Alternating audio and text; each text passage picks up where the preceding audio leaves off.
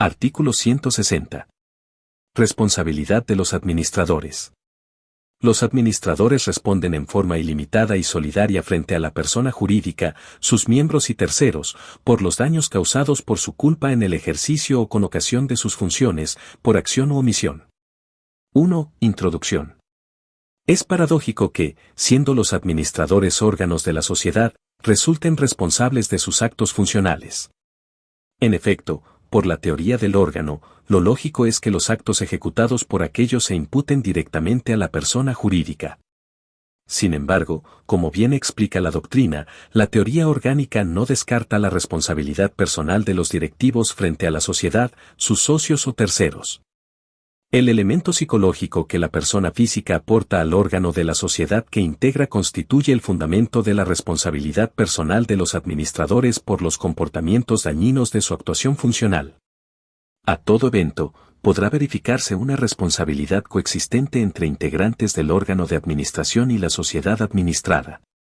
De esta manera, la naturaleza de la relación entre la sociedad y el administrador permite comprender la naturaleza de la responsabilidad de los administradores. 2. Interpretación del artículo 160. En la presente norma del Código Civil se consagran los lineamientos esenciales de la responsabilidad de los administradores como órgano del ente social por el daño que injustamente causen en su desempeño a la persona jurídica, sus miembros y a los terceros. A tal efecto, se deben verificar todos y cada uno de los presupuestos del deber de reparar, según la teoría general del derecho de daños. A. Autoría. El daño debe haber sido causado por acción u omisión de los administradores. Es decir, para que sea responsable un administrador es necesario que su acción u omisión hayan provocado el daño, en tanto éste no se habría producido si aquel no hubiera actuado como lo hizo, o, por el contrario, hubiese actuado en vez de haber omitido la conducta debida. Aunque parezca obvio, por los actos dañosos de los administradores no existe una responsabilidad del órgano de administración que integran. Este carece de personalidad jurídica, no es un sujeto de derecho, por tanto, no es factible que le sea atribuible algún tipo de responsabilidad como tal. Así las cosas, mal puede ser autor de un daño la comisión directiva de la asociación civil, obviamente que sí lo serán sus miembros. B. Antijuridicidad. Proviene de la actuación del administrador contraria a la ley, al estatuto, al reglamento o a las decisiones del órgano de gobierno que causan un daño a otro, si no está justificada. C. Factor de atribución subjetivo, la culpa.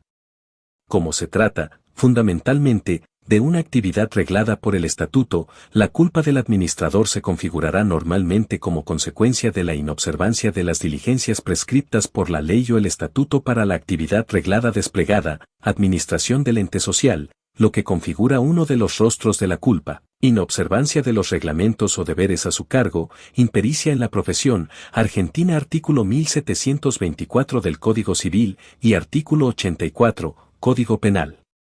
En este sentido, recordemos que la inobservancia de los reglamentos o deberes a cargo del administrador consiste en no observar las diligencias prescriptas por las normas jurídicas para una actividad reglada, y, por ello, es fácil confundir esta forma de la culpa con la antijuridicidad, pues dicho rostro de la culpa se configura por no observar una diligencia que el orden jurídico impone, en nuestro caso, el marco normativo lo impone el estatuto y la ley.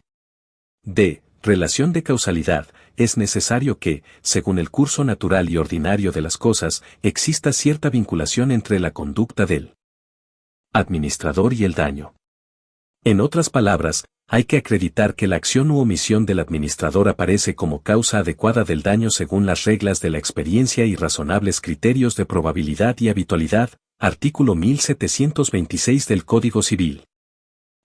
Daño. La conducta del administrador debe haber lesionado un derecho o un interés no reprobado por el ordenamiento jurídico, que tenga por objeto la persona, el patrimonio o un derecho de incidencia colectiva, Argentina, artículo 1737 del Código Civil.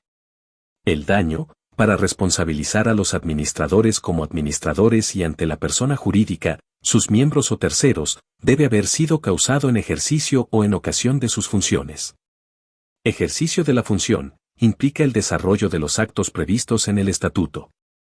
Ocasión de la función, Debe existir una relación razonable, causalidad directa e inequívoca, entre las funciones y el daño. No hay responsabilidad si la función de quien dirige y o administra solo ha facilitado el hecho dañoso, pero no resulta indispensable para su comisión. Solo hay responsabilidad si el hecho dañoso no hubiera podido realizarse de ninguna forma, de no mediar la función. 2.1. Contornos de la obligación de indemnizar de los administradores. El artículo 160 del Código Civil concluye que los administradores, si componen un órgano plural, responden en forma solidaria ante la víctima y, además, ilimitadamente, es decir, con todo su patrimonio. 2.2. La situación en el Código Civil. Sin perjuicio de lo expuesto, bueno es recordar que, para el Código Civil, la responsabilidad de los administradores era analizada desde una óptica diferente. No se la explicaba tanto desde la teoría del órgano cuanto desde la tesis del mandato.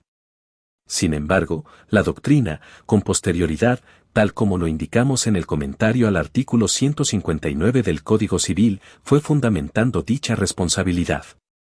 También a la luz de la teoría del órgano. Así las cosas, para Vélez Sarsfield se debían invocar dos normas a estos efectos.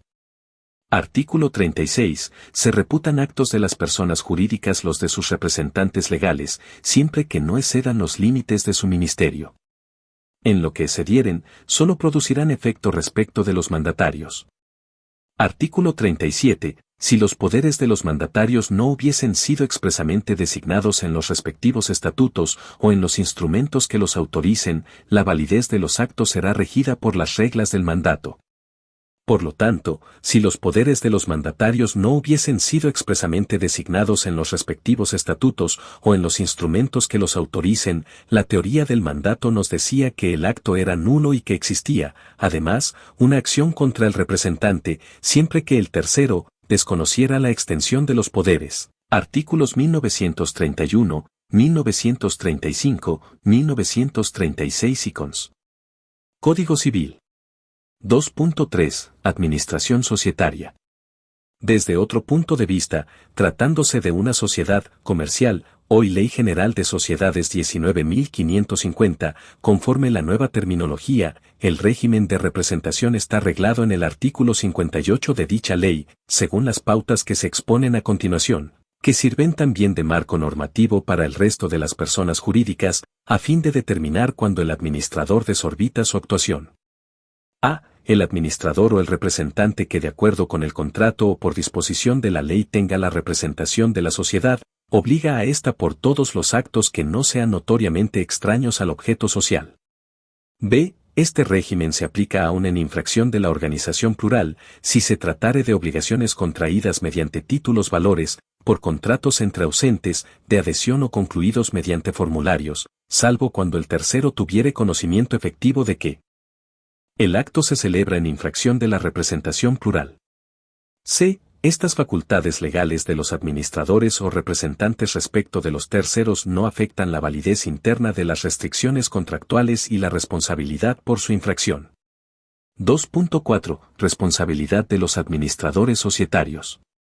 El artículo 59 de la Ley General de Sociedades 19.550 regula la responsabilidad del administrador y la diligencia que él mismo debe observar, prescribiendo que los administradores y los representantes de la sociedad deben obrar con lealtad y con la diligencia de un buen hombre de negocios.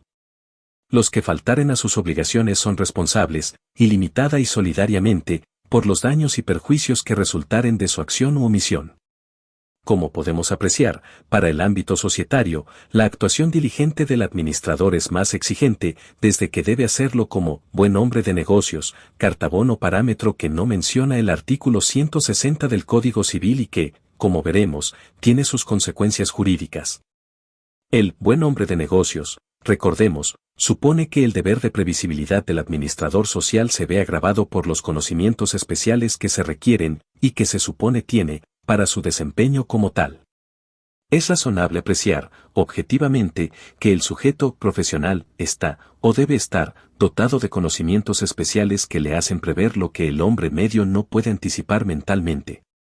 Estamos en presencia de un hombre de negocios que, se supone, Sabe y conoce lo que hace y ello lo dota de una mayor previsibilidad objetiva de las consecuencias posibles de su actuar. Gracias por ver el contenido. No olvides suscribirte para más leyes.